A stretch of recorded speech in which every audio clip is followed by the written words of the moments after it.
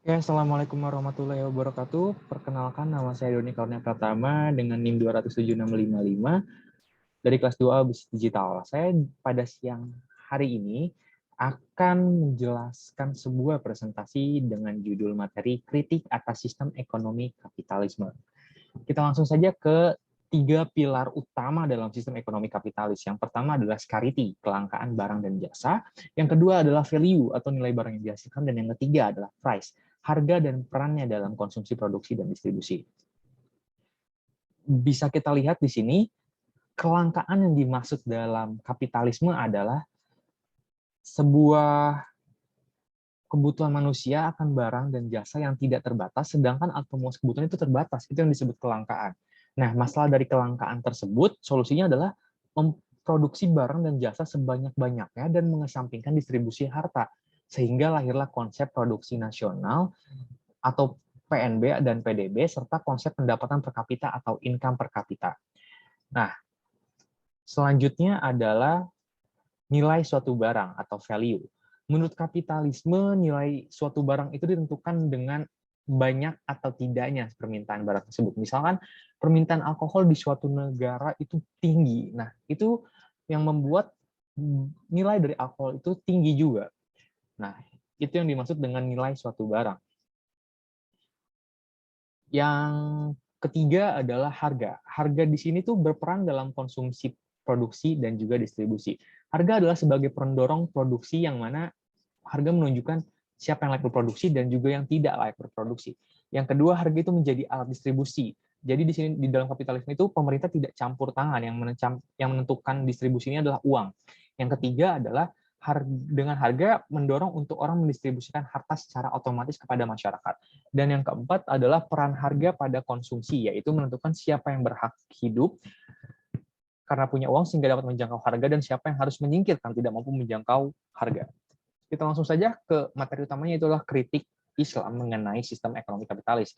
Kita akan mengkritisi yang pertama adalah masalah kelangkaan. Menurut Islam, problem utama ekonomi adalah distribusi kebutuhan barang pokok dan jasa pokok. Nah, yang kedua, Islam membedakan kebutuhan dengan keinginan, sedangkan kapitalisme itu menyamakannya. Dan yang ketiga, Islam mengkritik konsep pendapatan per kapita, karena hal itu merupakan indikator kesejahteraan yang semu, sehingga bisa menyebabkan yang kaya semakin kaya dan yang miskin semakin miskin, tidak merata perekonomiannya. Dan yang keempat, indikator kesejahteraan dalam Islam adalah jika banyaknya yang menjadi muzaki dan sedikitnya golongan mustahik. Lalu kritik terhadap nilai barang dan jasa dalam syariah Islam, barang dan jasa dianggap memiliki manfaat atau nilai guna.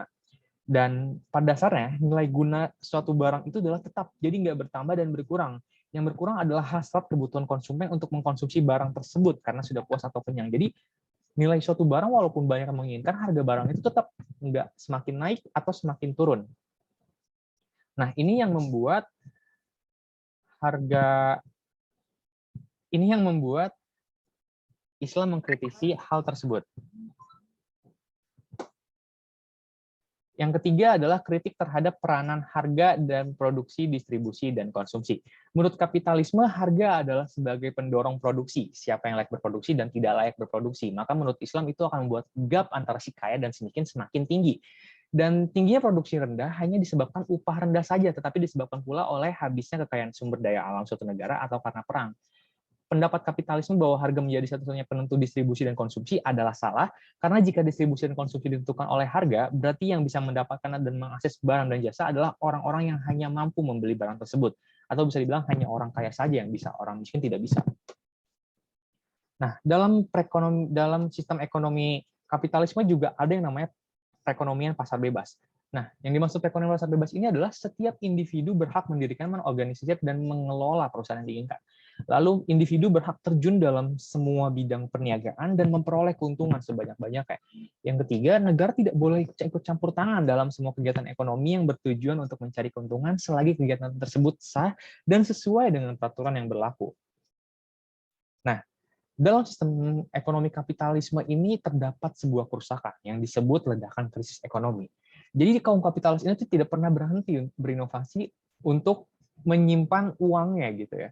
Mereka membuat pasar derivatif padahal udah ada lembaga perbankan, pasar modal, dan pasar sekunder. Dari berbagai lembaga atau pasar ini, mereka banyak menyimpan uang di situ dengan tujuan untuk mendapatkan bunga. Nah, semakin banyak orang yang menyimpan uang di situ, maka aliran uang yang ada di dalam aliran ini tuh akan jadi macet di sana karena kebanyakan uang nggak ngalir lagi ke tempat seharusnya, tapi uang stuck di sana sehingga menyebabkan ledakan krisis ekonomi. Jadi di dalam pasar itu uang udah banyak banget, aliran darah atau aliran uang di sistem ini tuh tidak jalan sehingga menyebabkan ledakan krisis ekonomi yang mengakibatkan turunnya pendapatan per kapita. Nah, solusi ekonomi Islam parsial itu adalah mengganti organ penting dalam sistem ekonomi kapitalis. Kalau misalkan sistem tadi kita anggap sebuah tubuh, darahnya adalah uang kertas, jantungnya adalah perbankan dan pasar modal, dan pompa jantungnya adalah suku bunga. Nah, solusi dari Islam adalah mengganti pompa jantungnya ini dengan sistem bagi hasil. Itu adalah solusi dari ekonomi Islam parsial. Sedangkan solusi dari ekonomi Islam sistematik adalah mengganti seluruh sistem ekonomi kapitalis dengan sistem ekonomi Islam yang tentunya lebih baik. Ini merupakan referensi dari materi yang saya buat pada hari ini. Sekian presentasi dari saya. Mohon maaf jika ada salah kata dan kekurangan. Wassalamualaikum warahmatullahi wabarakatuh. Saya Doni Karunia Pratama, pamit undur diri.